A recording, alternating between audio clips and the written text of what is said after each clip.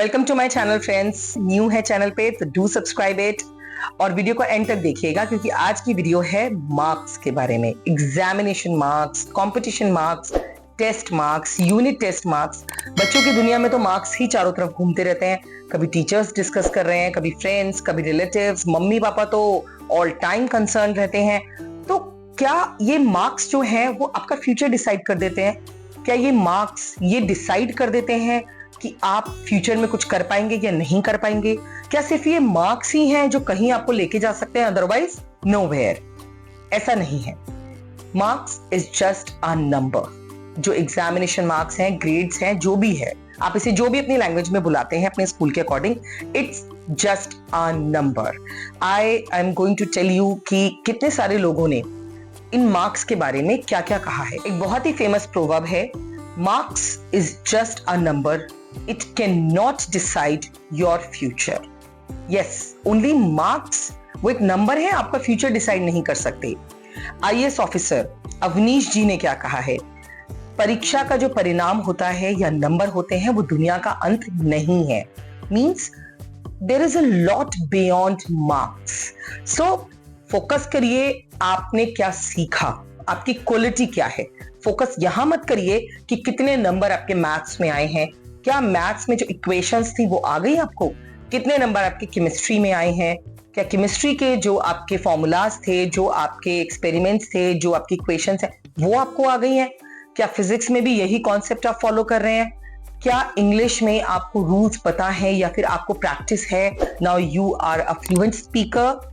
ये सारी चीजें डिसाइड करती हैं कि आपकी क्वालिटीज कितनी है। मार्क्स ये डिसाइड नहीं करते कि आपको कितना और क्या आता है।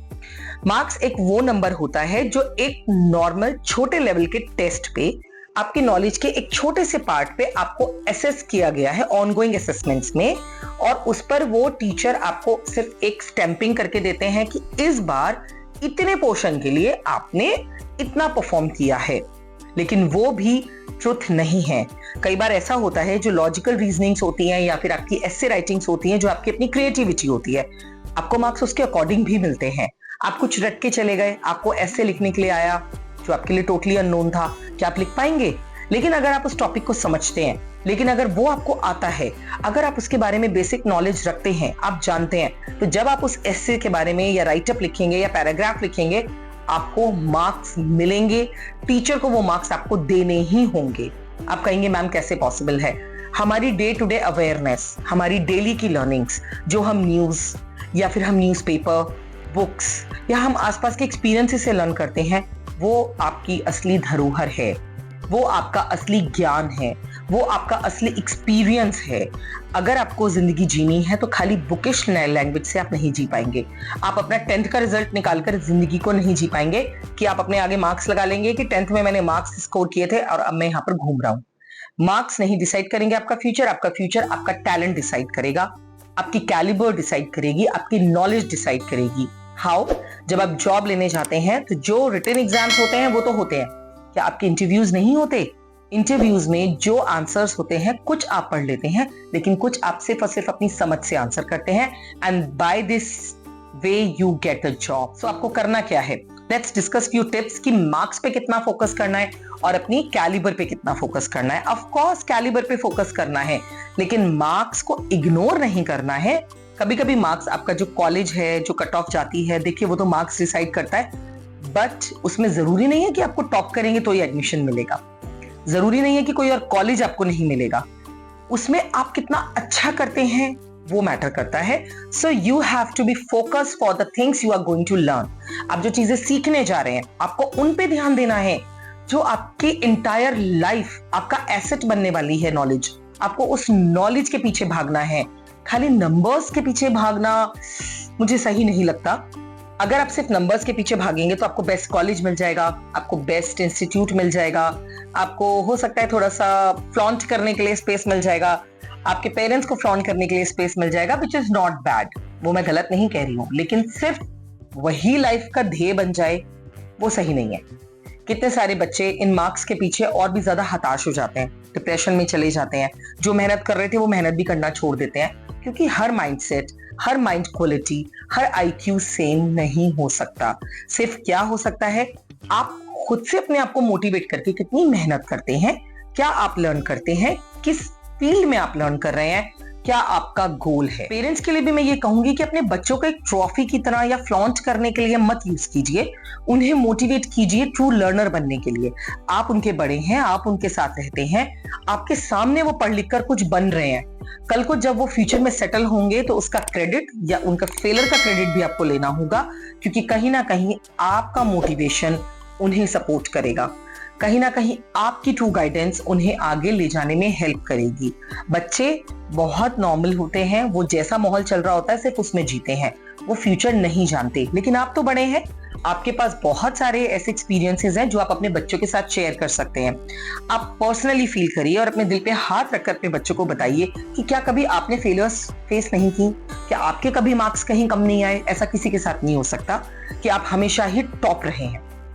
हाँ, कभी कभी ऐसा होता है कि बहुत सारे ऐसे स्कॉलर्स होते हैं जो ज्यादातर टॉप रहते हैं, लेकिन उसके बावजूद भी क्या उनका फ्यूचर दुनिया में सबसे अच्छा है, क्या वो सबसे ज्यादा सेटल्ड हैं, क्या उनकी नॉलेज बियॉन्ड लिमिटेशंस हैं, क्या वो एक्चुअली में नॉलेजेबल हैं। So please parents, guide your kids.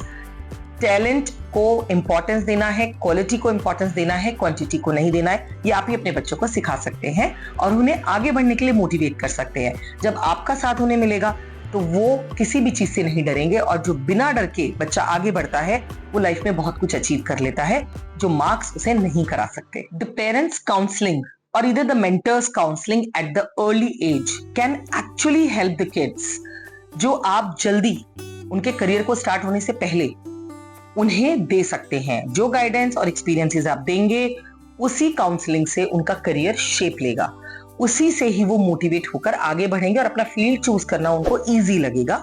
So your contribution is ongoing like there hard work is ongoing. So you have to motivate them by saying कि आपको मैराथन का part नहीं बनना है, ये कोई दौड़ नहीं है, रेस नहीं है यहाँ पर। ये आपको नॉलेज कैसे गेन करनी है वो एक फैक्टर है।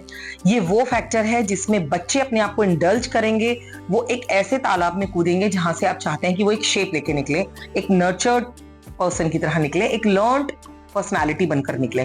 तो लर्न्ड बनने के लिए उन्हें क्या करना चाहिए ये आप उन्हें बताइए, उस चीज के लिए उनको काउंसिल कीजिए, उस चीज के लिए उन्हें गाइड कीजिए, which is more important than gaining only marks. आप जब अपनी बुक्स लेके बैठते हैं, I am talking to the kids, I am talking to the learners, चाहे आप कॉलेज गोअर्स हैं, इवन ऑफिस में भी आप बहुत सारी ऐसी चीजें लर्न करते हैं जो ऑनगोइंग होती हैं, आपको फ्यूचर में जाके बेनिफिट देती हैं। आपको ऑनगोइंग एग्जाम्स देने पड़ते हैं, इंटरव्यूज देने पड़ते हैं, बैंक्स में से बहुत एग्जाम्स होते हैं, मिलिट्री में, आर्मी में कितने एग्जाम्स होते हैं आपको ग्रो करने के लिए। So once when they want कि आप नेचुरली कितने अपडेटेड हैं, आप आज की करंट सिचुएशन से कितनी अपडेटेड हैं, जो चेंजेस ऑलरेडी जियोग्राफिकली या फिर नेचुरली आ चुके हैं, क्या आप उनसे अवेयर हैं, तो क्या ये चीज मार्क्स लेकर आएगी?